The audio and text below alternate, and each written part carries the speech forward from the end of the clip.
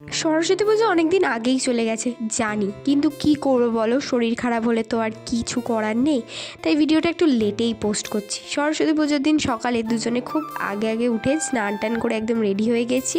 আর এদিকে মা ঠাকুরকে সুন্দর করে সাজিয়ে সমস্ত কিছু জোগাড় করে রেখেছে প্রত্যেক বছরের মতো।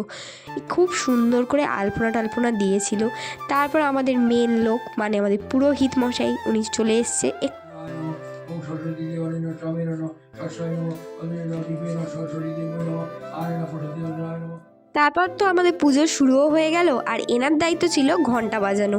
যথাসম্মত ইনি ঘন্টা বাজালো। তারপর আমরা সবাই মিলে অঞ্জলি দিলাম ঠাকুরকে ভালোভাবে।